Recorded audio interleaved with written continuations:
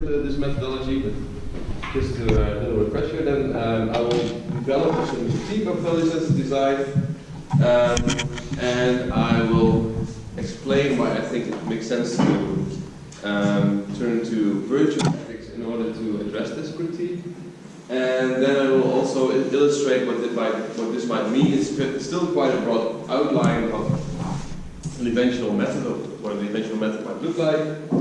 And I will use a specific example of a pilot flying remote military drones. So value-sensitive design has become one of the major approaches, one would say, in ethics of research and innovation. It has many different versions as well, so there's many different scholars who have developed this kind of body of work. But I do think that there are certain core characteristics that have remained throughout the iterations of different scholars and methods.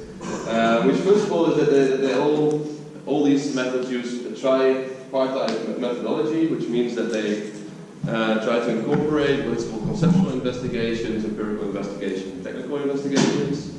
They all use a certain heuristic of values. With heuristic I mean a list of concepts that have certain practical associations, which we call values, which are called values. And then there's also in all these methods there is the assumption of non-neutrality of technology. In other words, that values can somehow be embedded or incorporated in design. And one of the things I would like to stress at first, I think, is that when thinking about what is actually new about value-sensitive design, when it was developed, I think that the newness, as such, was in the structure of the approach. That it became responsive to research and innovation practices, and not so much to its ethical component or its contribution to ethical theory. So that's maybe first a little side note. So I think, I believe that there are certain problems with value-sensitive design that have also been explored in the literature already by, for example, the Dante et al. And Van der Huis,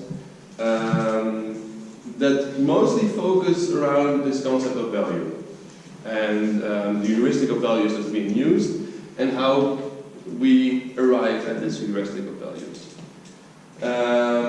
At first, in Bajaj Friedman's paper, a value was very pragmatically defined what a person or group considers important in life. And it was criticized from kind of two perspectives. On the one hand, if one takes this initial definition, there is not much of a difference between participatory design and value-sensitive design. So because one is merely talking about preferences of stakeholders. So we can also see in some of the papers that they move from preference of stakeholders towards what they call moral values. And this creates kind of two issues that are exposed in the literature. One of them is that if a heuristic is based on mere preferences, then there's not really an ethical reflection going on. And the other one is that what more often happens, if a certain heuristic is presented a priori, then there's a certain arbitrariness to the heuristic.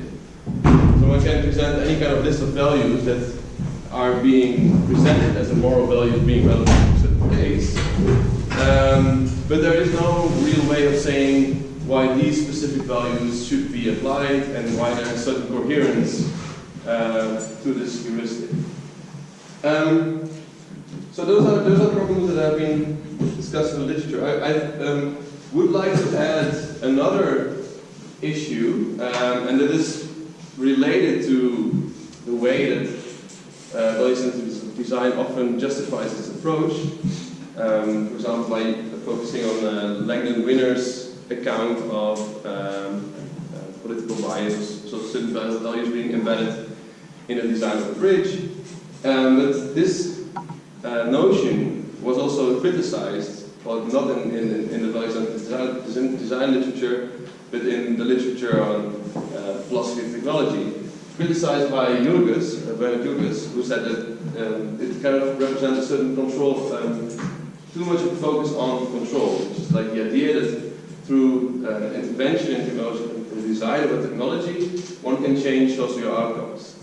And what he also says is that that paper, he says that design is indeed important, but it's not the entire story. So in order to broaden up to give space to also not only the artifacts of politics, but also the politics of artifacts, we should not only look at the design of the specific artifacts and systems, but also at the context in which they're embedded, so the regulations that are apply, and the kind of the education of the engineers, the more broader idea of the practice in which they are involved. So that's the other kind of step I wanted to make. So you can see it also in the literature on value-sensitive design that responds on these critiques that there are certain ways forward. So one of them is trying to save the heuristic of values, which, for example, Ledantec and Wessel try to do. One of them, Ledantec proposes more stakeholder engagement, which in itself is good, I think, but doesn't really solve the issue of going from mere preferences to moral values. Then Wessel, for example, proposes that we should engage with ethical theory in order to create a justification of a heuristic of values, which I personally really agree with. But then we get to the second point too. And for example, Ivo van der Poel creates a value hierarchy where moral values are connected to objectives and technical specifications. But same here, the moral values that are being espoused are still based on a certain arbitrariness that is not in itself justified by, for example, ethical theory.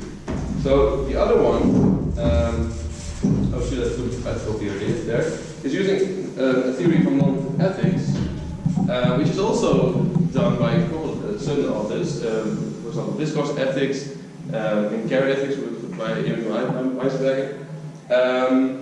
But I also argue in the paper that the term to practice is not sufficiently present in those approaches. So that's why I think there is a promising start in looking at virtue ethics in order to arrive both at a grounded heuristic and to have more of a comprehensive notion of technical practice instead of merely focusing on the design of artifacts and systems.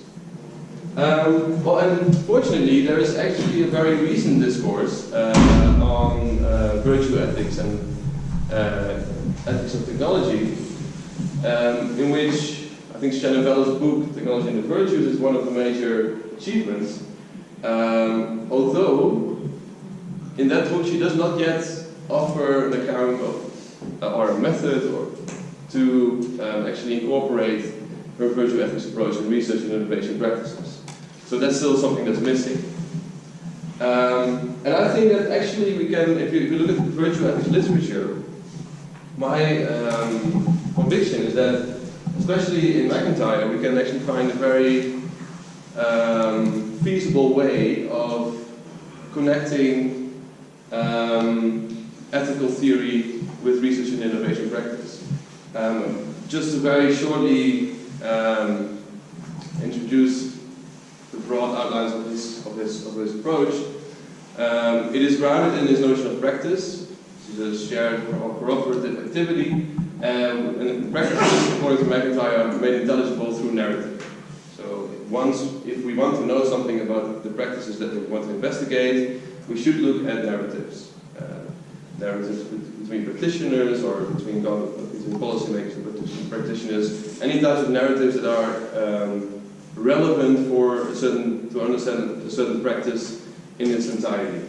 And these express, according to McIntyre, standards of excellence and life plans of the ones engaging in the practice, and these relate to a certain idea of the good life within a moral community. So one could say that if you look at this structure of McIntyre's theory, McIntyre's approach, you say that through investigating narratives we can gain insight into the practices that are at stake, and also their relation vis-a-vis a conception of the good life in a moral community. So we get more of a grounded approach in that sense. Okay, so going then to the broad outline of what I think such an approach might look like, I use the example of a military drone pilot explaining in an interview what the practice did to his profession. So it shows very clearly how certain standards of excellence that he connected to the practice that he is engaged in are related to certain notions of the life plan of being a pilot in the military, and also with notions of the good life. So what this shows is that, and here I also follow the Dantec et al. In their recommendation, is that we maybe should prioritize empirical investigations within the approach. Whereas first we need to know more about the practice that we're actually talking about, or the technical practice that is at stake. And in this case, because we embedded within the approach of McIntyre, we have to look at the narratives that ground a certain practice that we are looking at. And just to add a little excerpt from the interview that we looked at. So this is the pilot explaining what changed in his profession as a military officer through starting to using these military drones and being remotely active on the battlefield. So he says, like, the other guys are exposing themselves, that to me is still quite an honorable thing to do. So think like I'm cheating them. That's part of the interview. So from this, I think we can extract from these kind of ways in which people explain their practices. I think we can extract what McIntyre calls standards of excellence. And these standards of excellence are then a way to interpret whether or not these practices cultivate or obstruct the virtues. So that would be the first step in this approach: to investigate the narratives that are that make these practices intelligible. Well, and then I think this heuristic of the values can come into play. In this specific case, or in the paper, we use 4 specific virtues that we reflect upon. And I'll just use this example of empathy that we used, okay, I have to speed up. So on the one hand, the drone pilot in this narrative interview, he explains that in his communication with his fellow soldiers, on the one hand there's more empathy between him and his colleagues because there's more intensive communication. And on the other end, as we saw just in the quote that I just showed now, there's a loss of empathy because of the loss of reciprocity in the practice of military combat. So he feels that he's not as exposed to the danger on the battlefield as his colleagues. So this shows how the practice relates to the specific virtue of empathy. And from this we can derive that there's an issue of proportionality in the use of military drones. So then, in the second step, we have gone from first an investigation of the narratives that explain the practices to a reflection on the standard of excellence that are encapsulated in these narratives. And then finally, as in Virtuous or value-sensitive design, we go towards intervention in that sense, but it's not only focusing on design changes, whereas we're not focusing on the actual artifact or the actual system, but we're focusing on the technical practice that is at stake. And in this case it is the, I'll finish up. In this case it is the operation of military drones remotely from Nevada. So the 3 ways that, looking at virtual ethics, that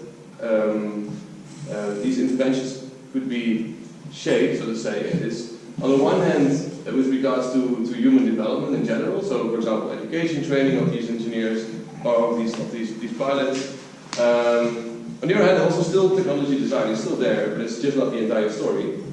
So also in the design of these systems would also definitely contribute to improvement of the technical practice that is at stake.